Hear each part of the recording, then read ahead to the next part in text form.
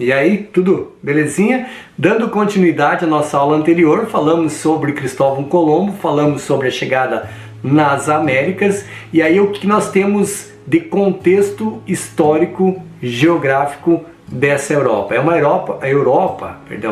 Europa que começa a ganhar força em termos de navegação.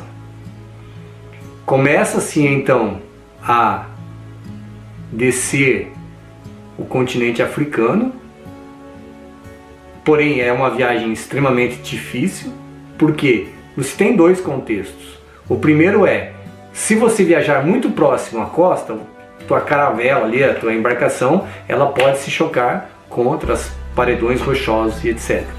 O outro problema é, se eu me afasto muito, eu posso cair no abismo do inferno. Os caras acreditavam nisso? Claro que acreditavam, lógico que acreditavam. Então eu vou fazendo uma viagem mais extremamente difícil, demorada, o clima não ajudava, vamos ver isso um pouquinho mais adiante. Chegar ao sul do continente africano, eles vão romper e vão começar a subir em direção à Índia. Tão difícil era esse pedaço, chegar até ali, atravessar, que esse finzinho ali do continente africano chamou-se Cabo das Tormentas. Você tem uma ideia do negócio ali, era cabuloso mesmo. Chegam até a Índia, até a China, viagem extremamente difícil, aí vão carregar de mercadoria e fazer o caminho de volta, né? Não estava rolando. Cristóvão Colombo, vamos fazer o caminho direto, sai daqui, dou a volta, chego lá muito mais rápido, e a ideia era mais ou menos essa. Virava então aí o século, passamos aí de 1500, 1501, nesse tempo histórico, na Europa, tá pegando fogo as ideias de um camarada chamado Martinho Lutero. Pensa o seguinte, a igreja já tinha problema com Cristóvão Colombo por conta do abismo do inferno. Agora vem um outro camarada falando que, essa igreja aí tem que ser reformulada. Vai trabalhar aí as 95 teses, falando que eu não posso pagar em dinheiro pelos pecados, porque... E o cara que não tem dinheiro, então ele vai para o inferno. Eu não posso ficar trabalhando em prol dessa igreja, porque aí como é que eu vou ter para me sustentar? Então eram umas ideias assim mais revolucionárias, chamadas aí de um movimento de rompimento da Igreja Católica Apostólica Romana, ou seja, vai acontecer uma divisão, e essa divisão será chamada adiante aí como o protesto de Martinho Lutero. Nasce então aí a ideia das igrejas de cunho protestante. Não vou entrar muito nessa seara aí, mas só para você ter uma ideia que agora a Europa está fervendo de ideias diferentes. E isso vai ser importante, porque essas ideias chegarão ao norte, na Inglaterra. A Inglaterra vai começar a perceber que espanhóis, holandeses, franceses estão navegando, ela vai se jogar na navegação. E lembra da primeira conversa nossa lá sobre a formação dos povos ingleses? Os saxões, eles vão ter dentro da construção cultural um pezinho na navegação, seja com os saxões mesmo, com os vikings, enfim, os ingleses já têm um tchan aí de navegação. Os caras não vão perder o embalo? Claro que não, vão junto. Soma-se a isso a ideia de que a proposta de Martinho Lutero rompe-se com essa igreja católica, e tem um elemento bem importante, que é trabalhar, ou seja, ganhar dinheiro, o lucro, não ter aquele contexto de pecado. E aí os ingleses vão gostar dessa ideia, então eu posso trabalhar bastante, ter lucro, e com esse lucro eu posso ajudar o meu próximo, enfim, as ideias vão clareando na cabeça dos ingleses, e os ingleses vão fazer aqui, vão partir para a navegação também. Então agora, na virada desse século, nós temos espanhóis, temos portugueses, temos franceses, temos os holandeses, temos os ingleses navegando. Qual era a ideia? Vamos lá e conquistar, entre aspas, aí o que eu posso de bens, principalmente metais, ouro e a prata, trazer para cá e vamos começar então a fazer esse comércio e vamos acumular dinheiro. Aí entra uma lógica de uma construção de acúmulo de capital. E os ingleses vão fazer a tarefa de casa. Dá uma olhadinha aí no mapa e a gente já volta para nossa conversa, beleza? Então, para analisarmos esses mapas, nós vamos ter que pensar assim: as navegações, elas foram as bases para o acúmulo de capital. E é esse acúmulo de capital que vai dar base para o desenvolvimento industrial.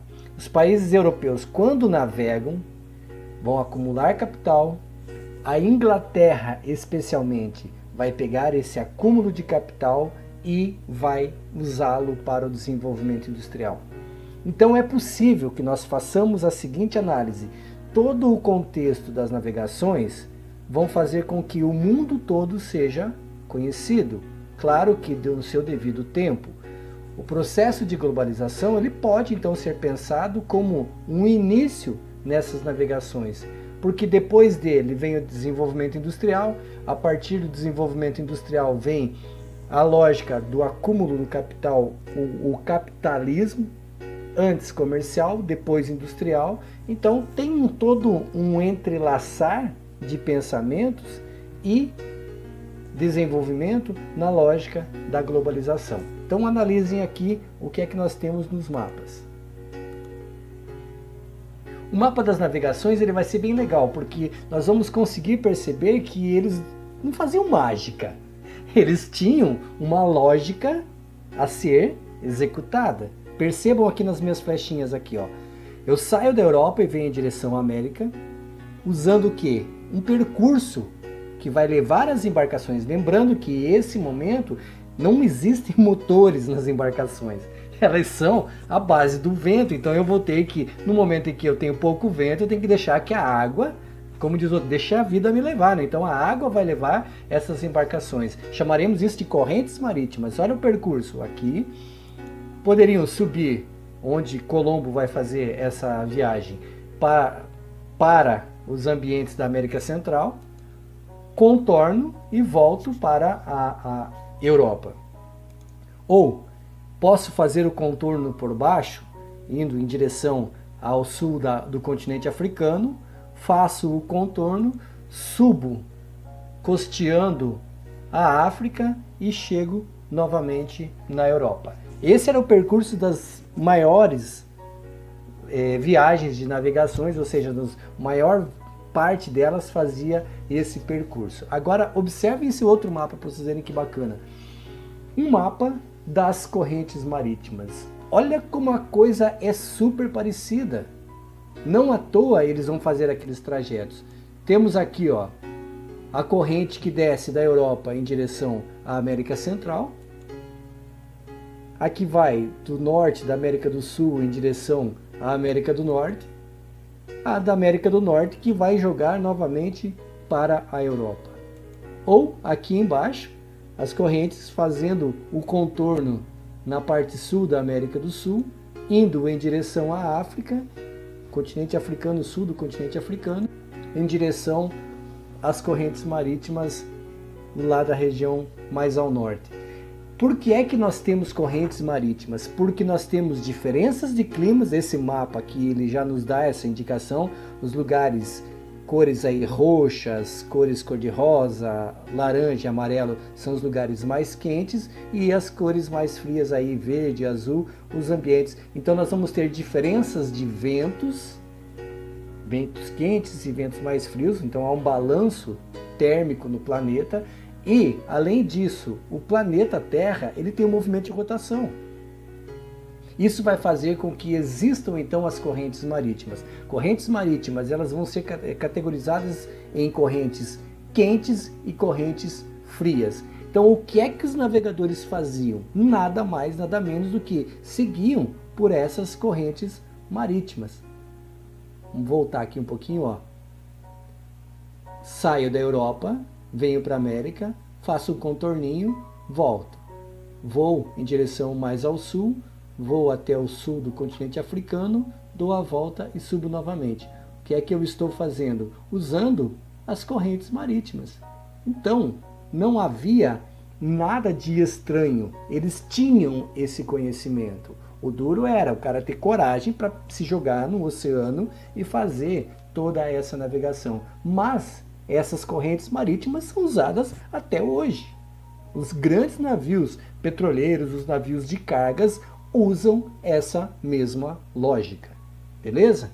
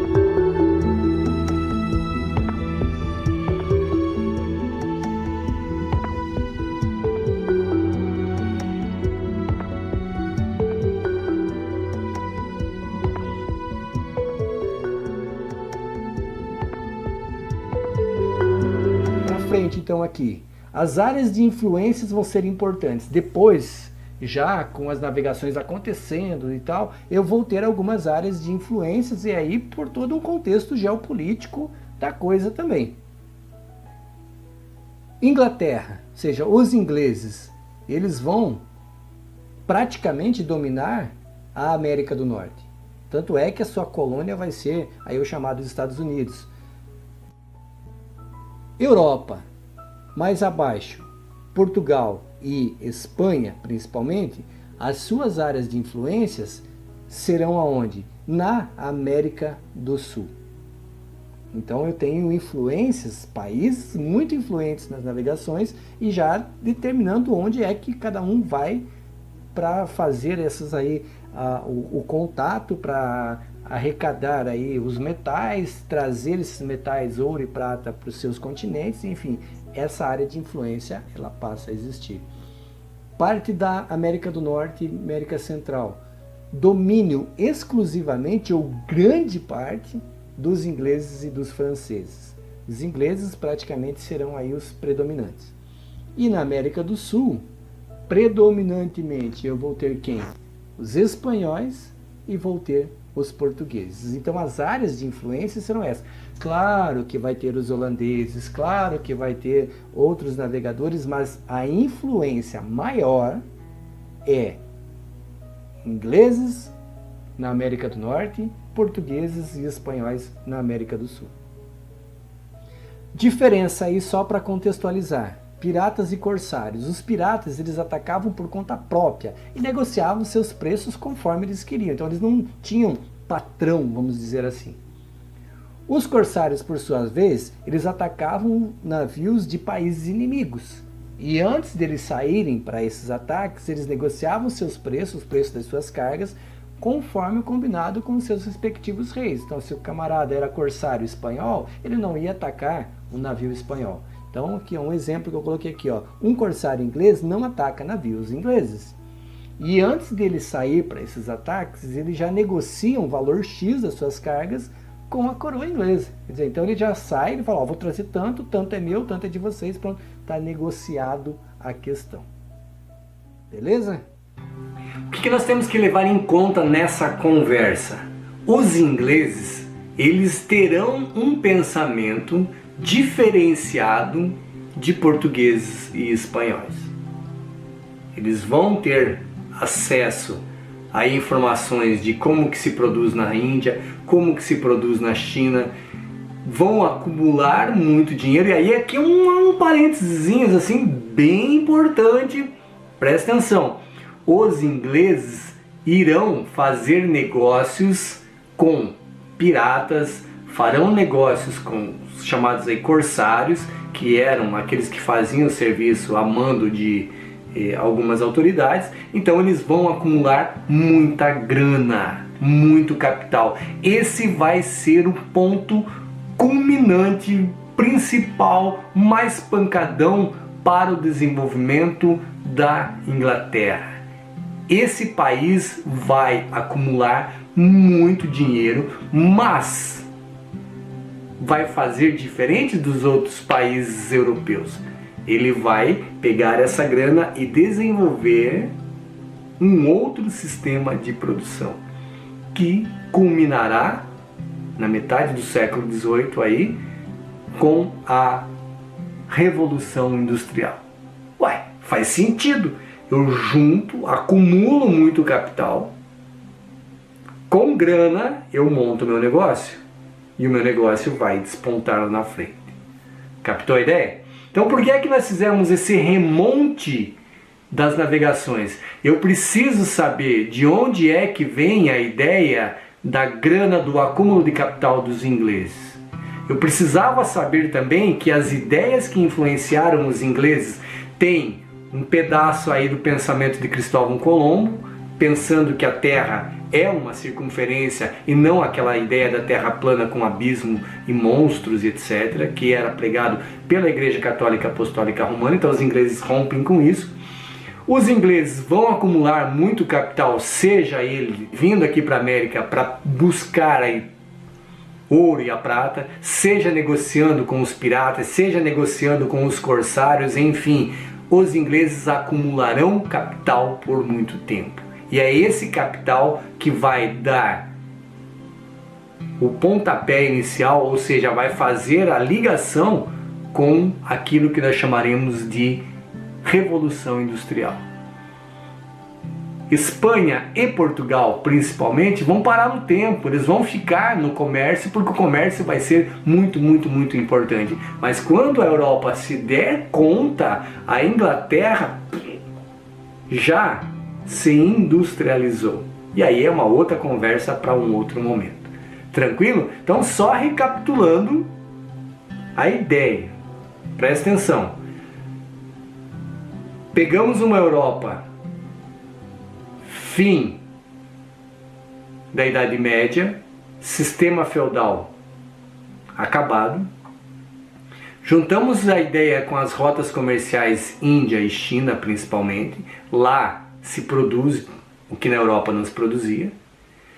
Nessa rota comercial tem um ponto crucial chamado Constantinopla, onde os turcos otomanos vão tomar posse disso, vão ter uma área de influência, e se eu passar por ali, eu tenho que pagar determinados tributos para os turcos otomanos. Problema, não dá mais para passar por ali. Vamos fazer o quê? Vamos contornar a África e chegar lá. Só que para contornar a África eu tenho que buscar o quê? Um mapa para esse caminho. Um mapa para a Europa daquele momento era o mapa TO de Isidório, que era bispo da Igreja Católica Apostólica Romana. Esse mapa continha elementos como os monstros marinhos, a terra plana cercada de água e o abismo do inferno. Alguém vai romper essas ideias, principalmente Cristóvão Colombo. Eu falo, não, cara, vamos viajar só aqui, porque eu já tenho conhecimento dos mapas lá de Toscanelli, eu tenho algumas ideias aí de Marco Polo e etc. Então dá para fazer uma coisa diferente. Cristóvão Colombo é o cara que vai. Presta atenção, 1492. Olha que legal. Primeira viagem de Cristóvão Colombo. Ele vai fazer umas 3, 4 viagens a mais, daí vai acontecer de morrer. Mas as ideias de Cristóvão Colombo se espalham por toda a Europa, chegando na Inglaterra. Concomitante a isso, outra efervescência da Europa é as ideias de Martinho Lutero, rompendo com aquela Igreja Católica Apostólica Romana, surgindo então um novo pensamento, aí a ideia de protestar contra essa igreja, a igreja chamada Igreja Protestante de Martinho Lutero, a Igreja Luterana. Essas ideias também chegarão na Inglaterra e os ingleses vão assimilando muito bem tudo isso. Posso trabalhar muito, posso ter lucro, lucro não é pecado, porque a igreja não fala que é pecado, então eu vou ter muito trabalho, vou agregar, vou ganhar dinheiro, esse excedente meu não é pecado, então eu vou contribuir para a sociedade de forma mais diversa possível e isso vai culminar lá na frente. Somado a isso, o que é que eu tenho? Eu tenho as navegações acontecendo, portugueses, espanhóis, franceses, holandeses e, claro, os ingleses também. Os ingleses vão começar a acumular. Esse acúmulo de capital, vindo das suas próprias viagens, vindo dos corsários, vindo dos piratas, vai dar base para a industrialização na Inglaterra. Capite? É aí que a gente precisava chegar. Tranquilo? Nos vemos então na próxima conversa. Beleza?